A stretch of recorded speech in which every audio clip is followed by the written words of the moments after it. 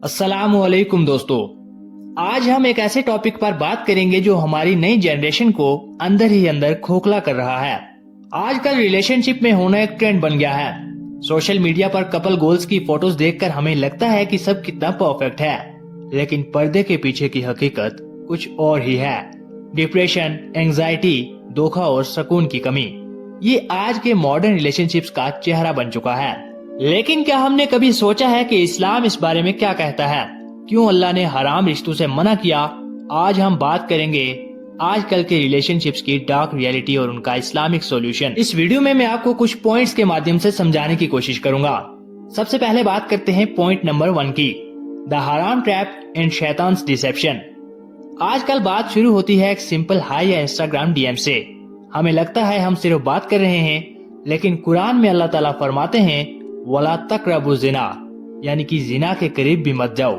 अल्लाह ने ये नहीं कहा कि जिना मत करो, बल्कि कहा उसके करीब भी मत जाओ, क्योंकि शैतान स्टेप बाय स्टेप चलता है। पहले एक मैसेज, फिर लंबी बातें, फिर मुलाकातें और फिर वो गुनाह जिसकी माफी मुश्किल हो जाती है। एक ऐसा ट्रैप जिसमें बंदा दस्ता चला जाता है। आजकल सिचुएशनशिप्स और टॉकिंग स्टेज के नाम पर जज्बातों के साथ खेला जाता है। जब तक दिल भर नहीं जाता लोग साथ रहते हैं और फिर एक सॉरी बोलकर मूव ऑन कर जाते हैं। लेकिन इस्लाम में जज्बात खिलौना नहीं है।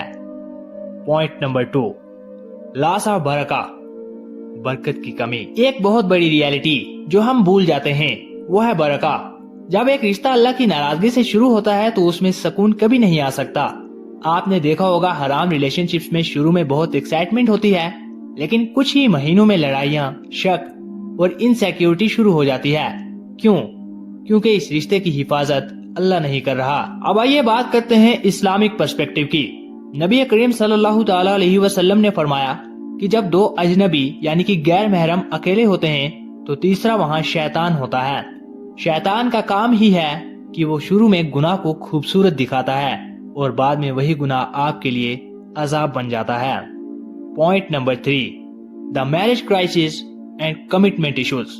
आज की डार्क रियलिटी ये भी है कि लोग डेटिंग तो सालों तक कर सकते हैं, लेकिन निकाह के नाम पर उन्हें डर लगता है। I am not ready, career set करना है, ये सब बहाने हैं। इस्लाम हमें सिखाता है कि निकाह रिश्तों को हलाल और मजबूत बनाता है। आजकल लोग कमिटमेंट से डरते हैं क्योंकि उन्हें ऑप्शंस की आदत हो गई है। टिंडर और बम्बल के जमाने में लोग इंसानों को प्रोडक्ट्स की तरह रिप्लेस कर रहे हैं, लेकिन याद रखिए जो रिश्ता अल्लाह के लिए होता है वही क़यामत तक रहता है। जो सिर्फ नफ्स के लिए होता है वो दुनिया में ही खत्म हो जाता है। Point number 4, the path to healing.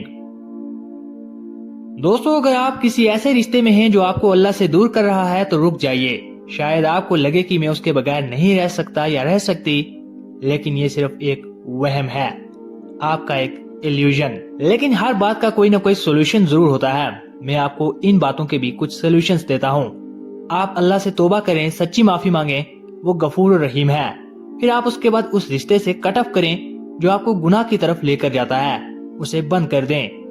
अगर आप सच में किसी को पसंद करते हैं तो अपने पेरेंट्स से बात करें और हलाल तरीके से आगे बढ़ें। दो प्यार करने वालों के दरमियान सबसे बेस्ट ऑप्शन निकाह है, इसके अलावा कुछ भी नहीं। अल्लाह ताला फरमाता है जो शख्स अल्लाह के लिए कुछ छोड़ता है अल्लाह उसे उससे बेहतर अता फरमाता है। दोस्तों, ये जिंदगी बहुत छोटी है। अपने दिल को लोगों के लिए मत थकाइए जो आपके नसीब में नहीं है या जो अल्लाह की हुदूद तोड़ने पर मजबूर करते हैं। सुकून सिर्फ अल्लाह की याद और हलाल रिश्तों में है। अपने आप से सवाल कीजिए, क्या आपका ये रिश्ता आपको जन्नत के करीब लेकर जा रहा है या दोज़ख के? ये सवाल आपने खुद से करना है और एक मजबूत फैसला लेना है। अगर ये वीडियो आपको पसंद आई और आपको लगता है कि ये किसी की मदद कर सकती है तो इसे शेयर जरूर करें। जज़ाकल्लाह खैर। मिलते हैं अगली वीडियो में। अल्लाह हाफिज।